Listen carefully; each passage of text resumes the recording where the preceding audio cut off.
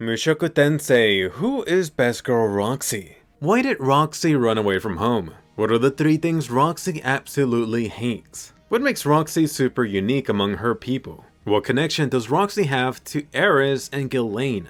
Why do people hate her? Today, let's go ahead and do a full dive into Roxy. No spoilers for the current anime stuff. So go ahead and smash the thumbs up for Best Girl Roxy. And a quick thank you to today's sponsor, Tales of Luminaria. Are you ready for this immersive RPG adventure? You do have Shun Saeki doing the richly detailed character designs. I personally was a fan of 2, the blonde knight Alexandra, and the wild swordsman Leo. You could go ahead and jump into each character's unique episode, which is structured like watching an anime, which is really refreshing. And no joke about the anime part, they do include their own opening song. You get to go fight and wreck shop, and throughout this you do have unique cutscenes for your adventure. You actually do get to experience quite the various amount of environments. A nice change-up for me is that these are real-time battles. And let's not forget about the weapon types. You have swords, which includes the dual blades. You got a spear and staff, a bow, and even dual pistols. You could go ahead and party up for the ultimate challenge, which includes tackling super raid bosses. So go ahead and pre-register down below today. This way you could play right on the launch date. It is free to play, and at the same time you're being super special awesome by supporting this channel.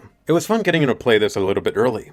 Kicking this off at the beginning, did someone say happy birthday? Aw, look at that cute little demon, naturally being from the Midgard tribe. Except Roxy herself is a little different. Midgard demons do have the special ability to communicate through telepathy, which means you hardly ever see them speak out loud. In fact, just try going to their village. You may notice it being dead silent. Now let's look over at Roxy. Roxy was actually born lacking this ability. Unfortunately, the only thing Roxy heard was this faint buzzing noise. You really had this young Roxy that couldn't hear the other kids and just got left behind. She thought they didn't like her. Was she perhaps a bad girl? At the very least, you did have Roxy having loving parents. They actually picked up the study book so they'd be able to talk to their daughter. Although perhaps this wasn't enough. Roxy felt like this outsider even to her own parents. To Roxy, they never actually expressed anything important through spoken words, especially when it came to love or affection.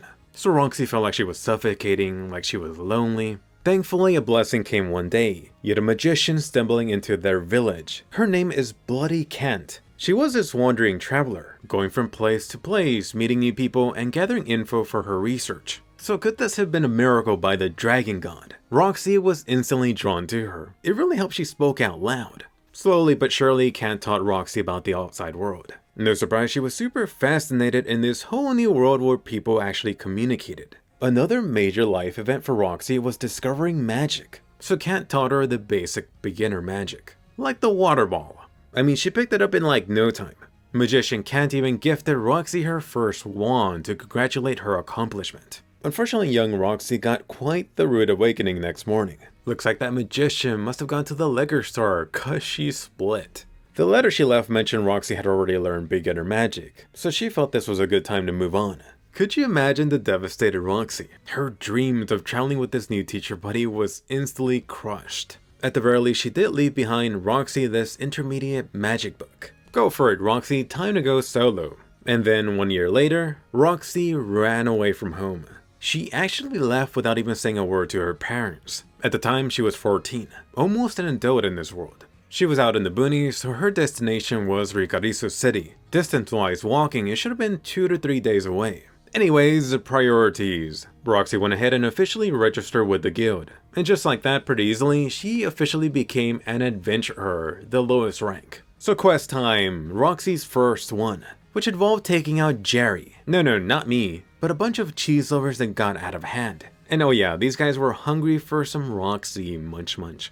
So once again, Roxy ended up getting rescued. You had a group of trio adventurers that helped her out. Not that Roxy entirely needed their help. Cause back on her feet, Roxy made stacks of barbecue rodent meat. The leader here from their group actually offered her to join their party. Apparently, it was so Roxy could pay them back for rescuing her. Sheesh. But who cares, the first quest complete. Roxy was actually crying, being sad and happy at just having her first real meal since leaving. You've actually seen these guys in the anime, so let's go actually do a proper introduction for Roxy's ex-party. They were known as the Ricarizo Ruffians. First off, the leader, Deo. Full name, Hawkindale. Doesn't this guy remind you of Muriel? So this guy is the swordsman from the group. His long-term dream was to have the world championing his name as his legendary adventurer. Next up, Isekai Stallion, you got Nokopara, a thief. How fitting. In case you're wondering, this was that lovable fella that was horsing around, just harassing Rudy. Shocking no one, Roxy recalled him loving money and preying on the weak. She just didn't want to get on his bad side.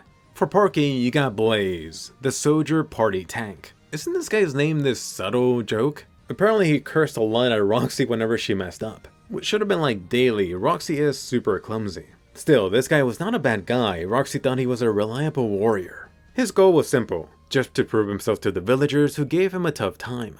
Roxy went ahead and played her role, using magic attacks from afar or healing. So life continued. Roxy actually sometimes took the safer quests, like babysitting little brats. Oh yeah, right that Roxy. Or how about some fun playing hide and seek? Although shouldn't this have been Demon Tag instead? Other times, Roxy was in charge of picking up special undies. Sure, sweetie, that hole is for her tail. Despite being in the party, Roxy still hadn't forgotten about her old sensei. Sometimes she even thought she spotted them in a crowd. One day, Roxy was given a candy from the Asura kingdom, which inspired a new goal: travel over to that kingdom. Was it the sugar talking or some other white powder? As for some fun origin to Roxy's luck, after defeating this bear-sized rat, all of the guys here actually wanted to get Roxy some better protection. Over at the armory, they picked out this mage coat for her. Aw, so cute. She was only missing the witch hat to complete the look. 3 years later, time passed by so quickly. Roxy considered these guys best of friends, and she managed to make it to rank B. Back then, Roxy's only wish was for this to last forever. Dun dun dun, way to jinx it. One day you had the party debating about taking this surveying quest. It involved going out and scouting this new labyrinth that appeared near Windport. Roxy just went ahead and went over the potential dangers. One of them being, didn't dungeons have dragons? But Dale was game. Let's frickin' go. As usual, Horseboy was against it. A rank quest? Sorry, no bows today. Dale being the leader, he actually ended up sweet-talking them, knowing their weakness. Oh yes, challenge accepted. 11 minutes later. Dale got smashed like a tomato by a dragon. Just kidding, if only. Going back a bit, it actually started raining demon cats and dogs on the way there. You had Dale slashing away at a falling boulder, but then got crushed by some other falling debris. So rest in peace, blonde boy. Roxy couldn't even believe what happened in a split second. They actually found the dungeon, but never even made it inside. Really just goes to show how dangerous this continent is. Bacon Blaze and the Horse Thief were super shaken up about this. Why did they ever take on such a difficult mission? They wanted to go back home right away. Roxy instead chose to stay, so this is where the buddies terminated their 3-year party.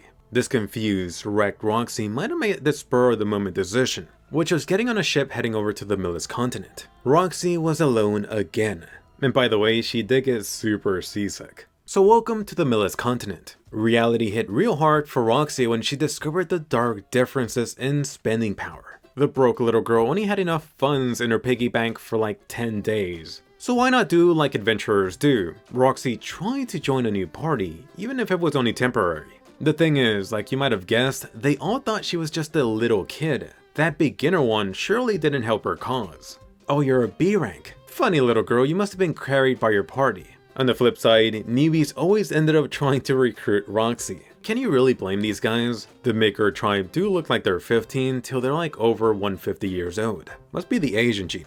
To remedy some of this, Roxy tried to get a new staff, but her broke ass couldn't afford it. I feel so bad. Time to go sell some vitamin B. But seriously, this was a real low point for Roxy. She even questioned whether she wanted to keep on going, being an adventurer. Ultimately, Roxy decided not to quit. She even ended up buying that wand on a loan. It's like going into debt buying a PS6. And so the fun begins. Roxy ended up taking a special quest. It involved a merchant who really loves kids. And no, not the way that Elmo loves them.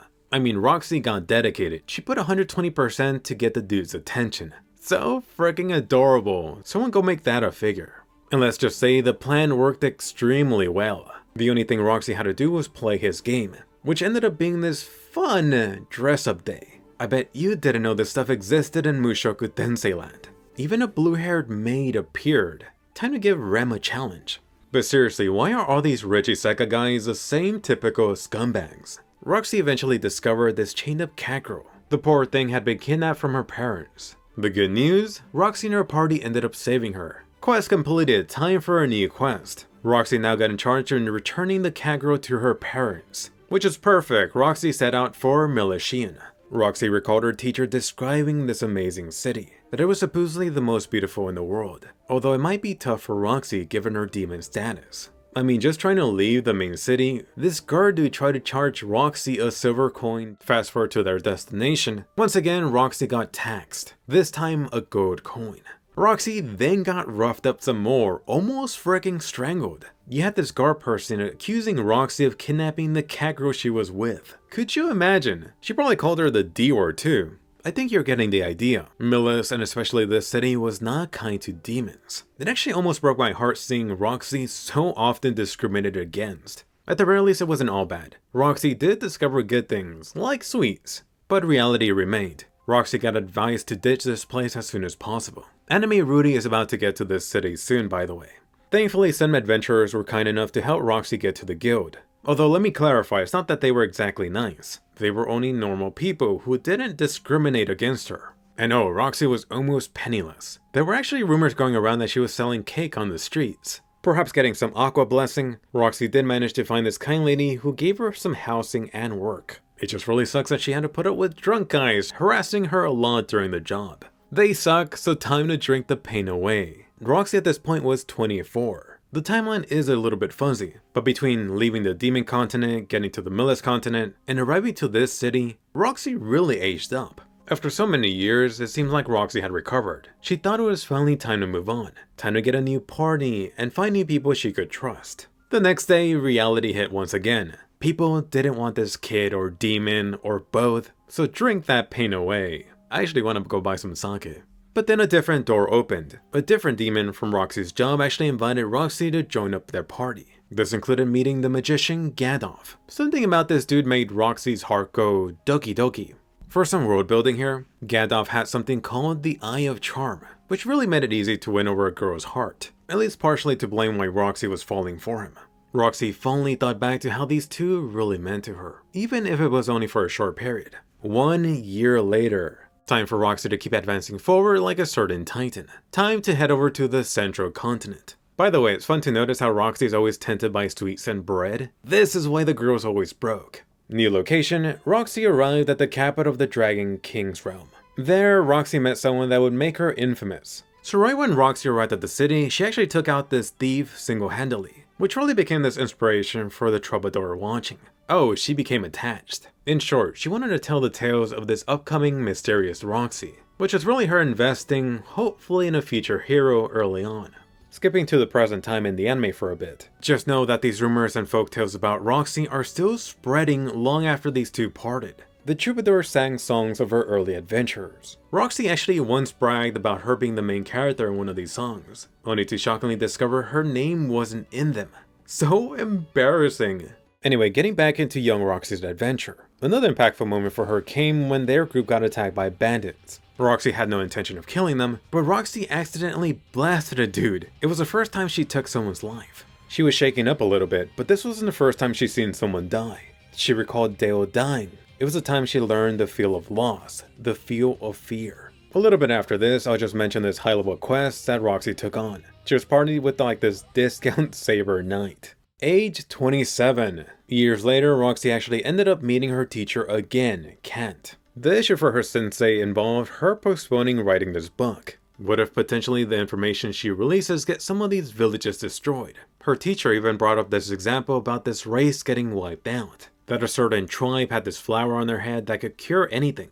Nobles from this land used it to make this secret medicine. Roxy herself wasn't sure she could convince her to keep on writing. Thankfully, they conveniently were able to find this girl from this supposedly wiped out tribe. It turns out that drug didn't cure everything, it cured other things. So yay, Roxy was able to get her teacher to write again. It's almost like completing a quest, since here is where Roxy got her hat. The thing was used, but who cares, still good. On top of this, Roxy actually ended up getting this letter of recommendation too. Not too long after this, Roxy actually got asked to become this dude's wife, that she wouldn't need to use magic ever again. The important key here was Roxy realizing what magic meant to her. That at first, it was just a way to get out of her village. She then used it to make money, and eventually it became a way to connect to other people. At every step of her adventure, magic had always been there. There was no way she could toss that aside. So next milestone, or should I say lifestone, would this be the Academy arc? Roxy, with the help of the letter, made it into the Ranoa University of Magic. Thankfully, they didn't discriminate based on your species or race.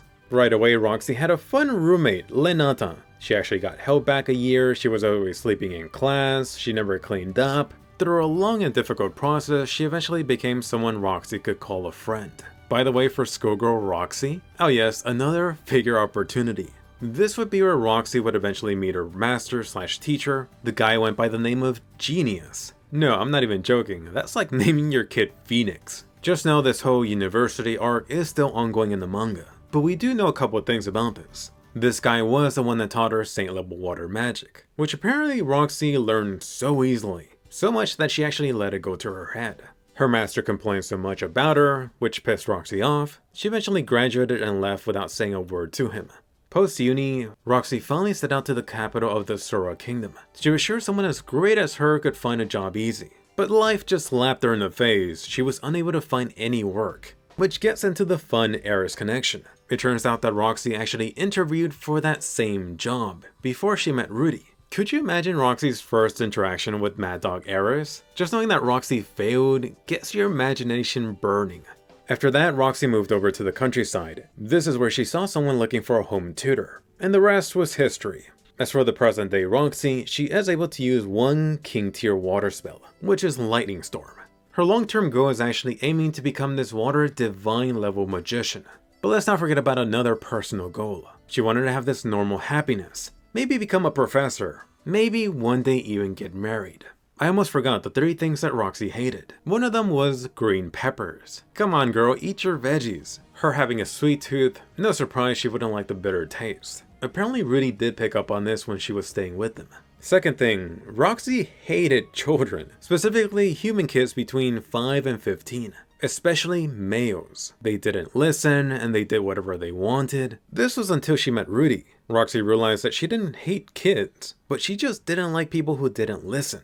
The third thing Roxy really hated was a super tribe. Among them, you did have the infamous Dead End, who would steal away kids who misbehaved and would slowly eat them from their legs so they couldn't run, their arms next, really just saving the head for last. So hopefully you enjoyed this. If you did, smash that like for Best Girl Roxy. Do you want to see a part 2 or some type of follow-up? Can we get over 5,000 likes to make that happen? The funny thing about this video is that it originally started as this deep look into Roxy, but there was too much stuff, so it ended up being a Roxy prequel. I might do other quick videos for characters like Ghislaine or Paul since there is less stuff. For a different isekai anime, the SAO Progressive movie is now in theaters. Definitely check out my non-spoiler review out now. But anyway, from the 3 main girls, which one do you like best? Eris, Sylphie, or Roxy? Subscribe and ring the bell so you don't miss the next anime video. Don't miss my latest Mushoku episode breakdown, and I'll see you guys later.